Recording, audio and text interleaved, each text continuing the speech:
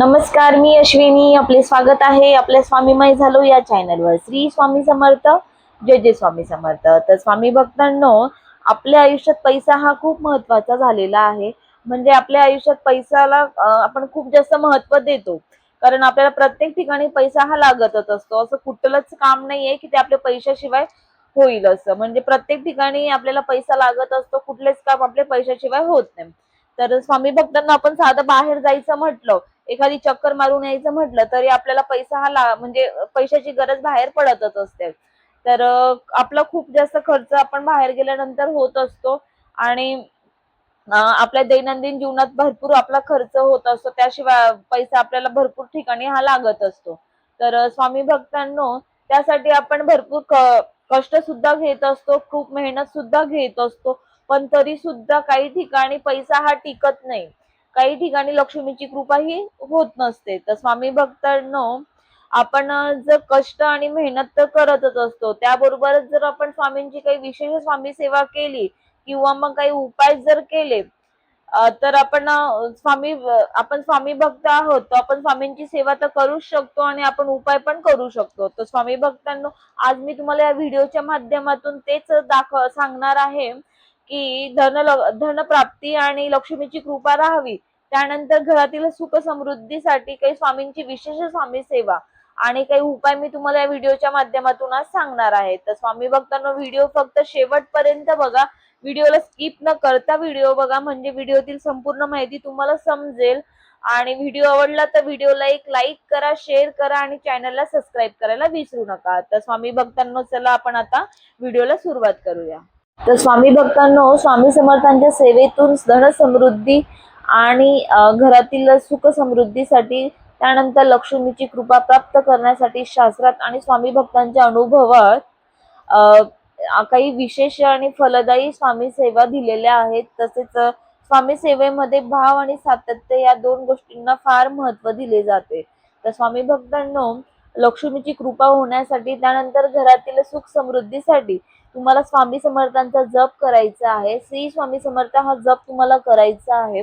तर हा जप तुम्हाला 11 माळी जप तुम्हाला करायचा आहे. तर स्वामी भक्तांनो, ज्यावेळेस तुम्ही श्री स्वामी समर्थ जप करणार, त्यावेळेस तुम्हाला रुद्राक्ष माळ किंवा तुळशी माळ वापरून हा जप करायचा आहे. तर हा जप ज्यावेळेस करणार, म्हणजे तुम्ही सकाळी किंवा संध्याकाळी करू शकतात. म्हणजे सकाळी सुद्धा केला आणि संध्याकाळी सुद्धा केला तरी चालेल.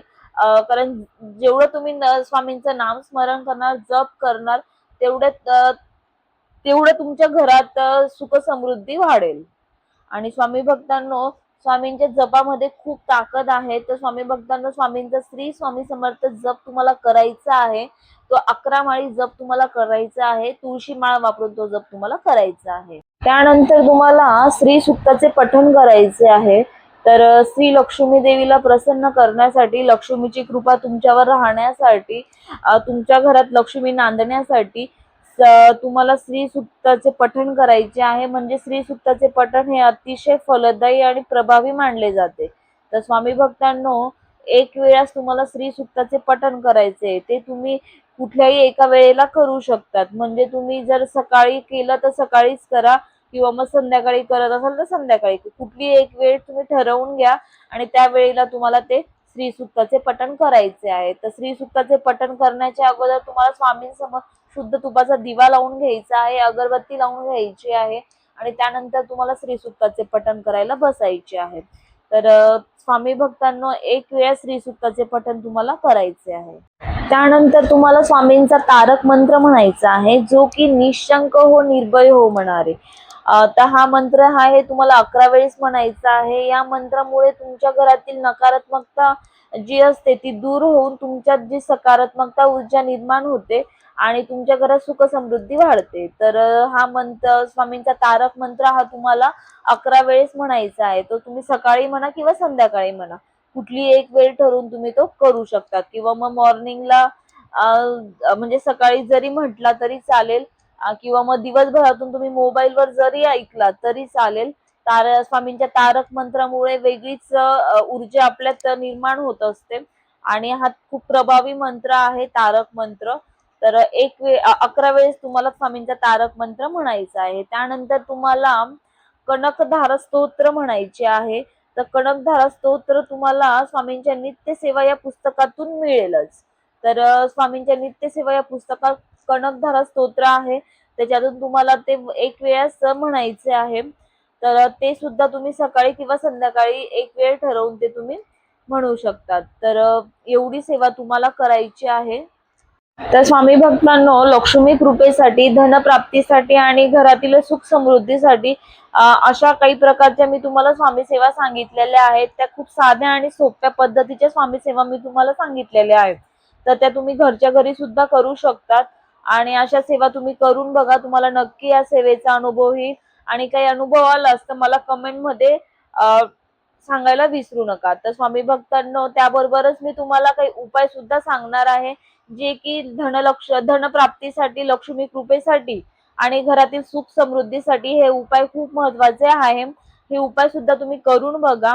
तर स्वामी भक्तांनो, घरात जर स्वच्छता असेल, म्हणजे ज्या घरात स्वच्छता असते त्या घरात लक्ष्मीचा वास होत असतो. तर ज्या ठिकाणी स्वच्छता असते तिथे लक्ष्मी वास करत असते. तर स्वामी भक्तांनो, म्हणजे जेवढं आपल्या घरात स्वच्छ आपण ठेवू शकतो तेवढं आपण स्वच्छ ठेवण्याचा प्रयत्न केला पाहिजे आणि आपलं घर जेवढं स्वच्छ राहील तेवढी आपल्यावर लक्ष्मीची कृपा राहणार आहे. तर स्वामी भक्तांनो, आपल्या घरातील जो ईशान्य कोपरा आहे तो नेहमी स्वच्छ ठेवा. तिथे कुठलंही अडगळीचं सामान ठेवू नका किंवा मग केर कचरा तिथे ठेवू नका. जो काही ईशान्य कोपरा असेल तो नेहमी स्वच्छ ठेवा. तो स्वच्छ असेल तर लक्ष्मीची कृपा आपल्यावर राहणार आहे.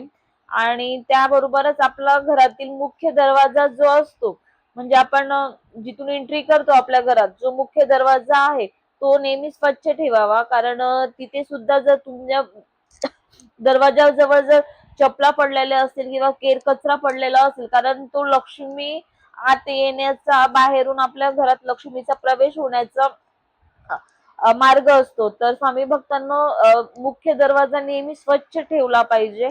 त्यामुळे सुद्धा लक्ष्मीची कृपा आपल्यावर होत असते. तर स्वामी भक्तांनो, त्यानंतर घरातील जी झाडू असते तिला आपण लक्ष्मीचे रूप मानतो. तर घरातील जी झाडू आहे ती नेहमी बाहेरचे कोणी व्यक्ती येईल आणि तिला आपली झाडू दिसेल अशा ठिकाणी ती झाडू ठेवावी नाही.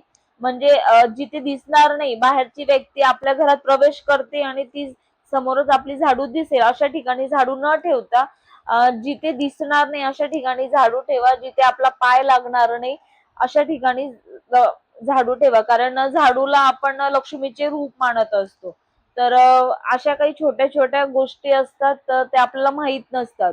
तर स्वामी भक्तांनो, हेच उपाय आहेत की तुम्ही करू शकतात. कारण जर तुम्ही बाहेरून येणाऱ्या व्यक्तीला जर झाडू दिसणार नाही अशा ठिकाणी झाडू ठेवली तर त्याचा सुद्धा तुम्हाला प्रभाव दिसेलच आणि स्वामी भक्तांनो, याचा फरक सुद्धा तुम्हाला जाणवणार आहे.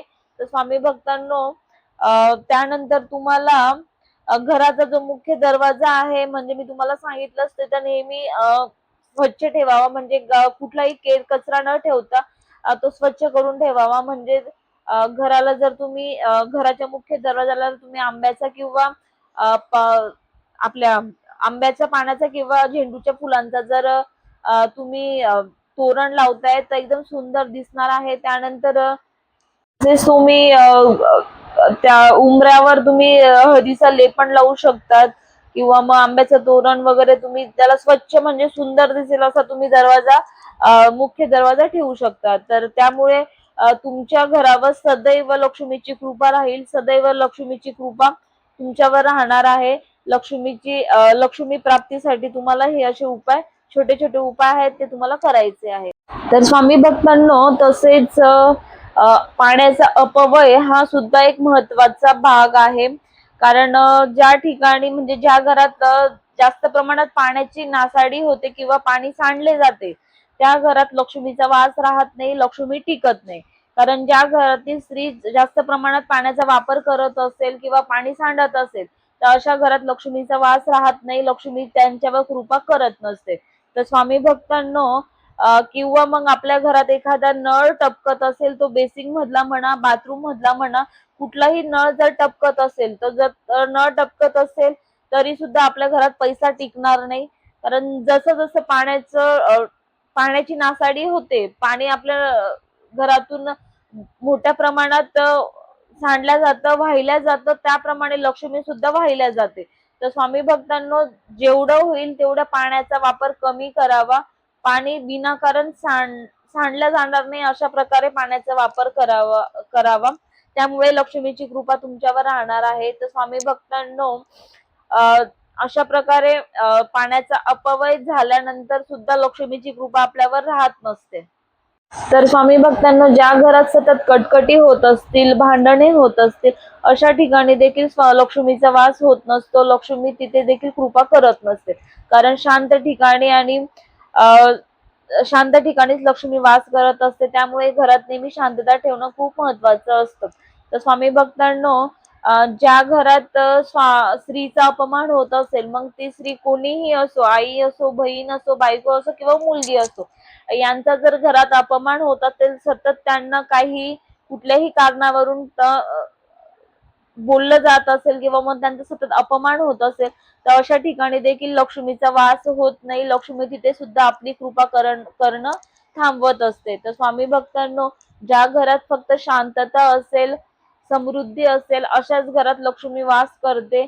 आणि ज्या घरात स्त्रियांना मान दिला जातो, अशा ठिकाणी देखील लक्ष्मी वास करत असते. तर स्वामी भक्तांनो, आपण जर घरातील थोड्या मोठ्यांचा जरी अपमान करत असू, किंवा मग आपल्या घरात जे काही म्हातारे असतो, आपण त्यांना देखील असं थोडाफार त्रास देत जरी असू, तरी देखील आपल्या घरात लक्ष्मीची कृपा होणं थांबत असतं.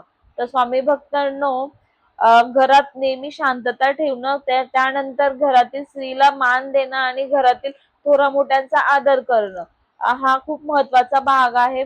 तर स्वामी भक्तांना अशा प्रकारे लक्ष्मी कृपेसाठी, धनप्राप्तीसाठी आणि घरातील सुख समृद्धीसाठी मी तुम्हाला काही स्वामींची विशेष स्वामी सेवा सांगितलेली आहे. त्यानंतर काही उपाय देखील मी तुम्हाला यावर सांगितलेले आहेत. तर स्वामी भक्तांनो, व्हिडिओ आवडला तर व्हिडिओला एक लाईक करा, शेअर करा आणि चॅनलला सबस्क्राईब करायला विसरू नका. श्री स्वामी समर्थ. जय जय स्वामी समर्थ.